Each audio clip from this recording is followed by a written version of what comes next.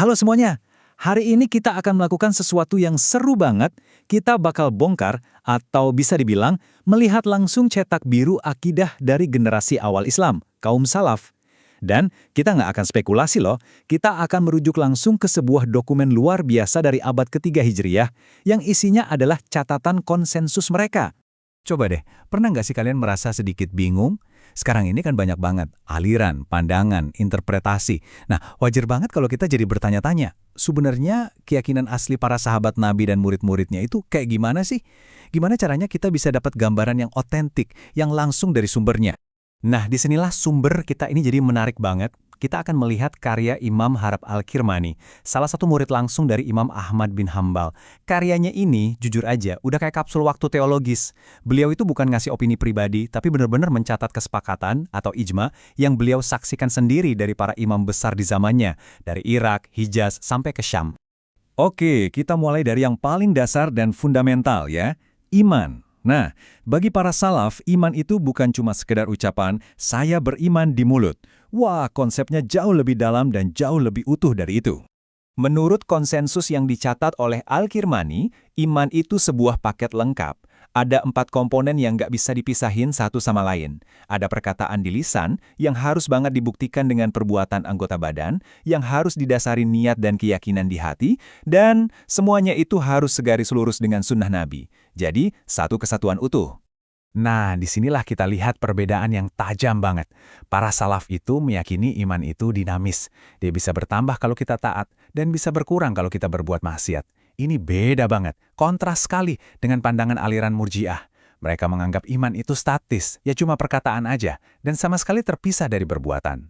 Biar lebih jelas lagi, dengerin deh kutipan langsung dari teks konsensus ini. Kalimatnya tegas banget. Dikatakan bahwa siapapun yang misahin antara perbuatan dan iman, ya itulah inti dari penyimpangan Murji'ah. Ini nunjukin betapa pentingnya kesatuan kata dan perbuatan dalam definisi iman menurut mereka. Oke, sekarang kita pindah ke dua topik yang, ini sering banget jadi perdebatan yang rumit. Takdir dan sifat-sifat Allah. Yuk kita lihat gimana para salaf memahaminya, tentunya berdasarkan catatan konsensus yang ada. Jadi, bagi mereka, konsep takdir itu mutlak. Segalanya tanpa terkecuali ya, yang baik, yang buruk, yang kita suka, yang kita benci, semuanya itu terjadi atas dasar ketetapan dan kehendak Allah. Gak ada satu atom pun yang bergerak di luar ilmu dan kehendaknya. Nah, ini dia nih pertanyaan yang sering bikin kepala pusing dan jadi bahan perdebatan teologis yang panas. Kalau semuanya dari Allah, terus gimana dong dengan perbuatan dosa? Apakah itu juga termasuk takdirnya? Jawaban para salaf itu sangat lugas dan tanpa basa-basi, ya. Logikanya begini, kalau sampai ada sesuatu yang terjadi di luar kehendak Allah, itu artinya kita mengakui ada pencipta lain selain Dia, kan? Tapi, dan ini penting, mereka juga menegaskan kalau ini sama sekali nggak menghilangkan tanggung jawab kita sebagai manusia atas pilihan kita sendiri. Oke, sekarang soal sifat Allah. Prinsip mereka itu sederhana, apapun yang Allah dan Rasul-Nya sebutkan tentang dirinya, ya itu yang mereka imani, tanpa ditolak. Contohnya, ada hadis sahih yang menyebutkan bahwa Allah tertawa. Begitu juga dengan sifat seperti marah, yang disebutkan berkali-kali di dalam Al-Quran. Mereka juga mengimani riwayat bahwa Allah itu turun ke langit dunia di sepertiga malam terakhir, persis seperti yang disebutkan dalam hadis. Bahkan atribut seperti tangan, kaki, dan jari, semuanya mereka imani karena ditetapkan berdasarkan riwayat-riwayat yang sahih. Tunggu dulu, jangan salah paham. Terus, gimana cara mereka memahami sifat-sifat seperti tertawa atau turun tanpa membayangkan Allah itu seperti makhluk? Nah, kuncinya ada di ayat ini. Prinsip dasar mereka adalah kita imani apa yang Allah tetapkan untuk dirinya dengan keyakinan penuh bahwa semua itu tidak ada satupun yang serupa dengannya. Jadi, terima lafaznya, imani maknanya, tapi soal bagaimananya, serahkan ilmunya kepada Allah.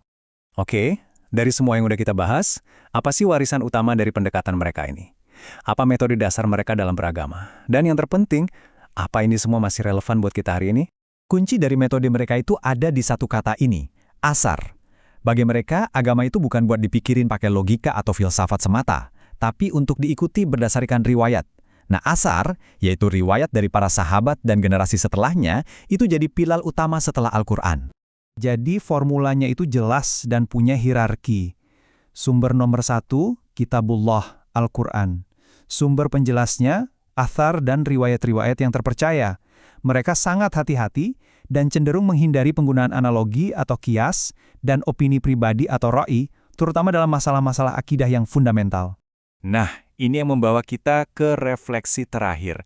Di zaman serba digital, zaman di mana informasi dan opini tumpah ruah di mana-mana, apakah metode salaf yang mengajak kita kembali ke riwayat ini masih bisa menawarkan solusi untuk mencari kejelasan? Ini pertanyaan yang menarik untuk kita renungkan bersama.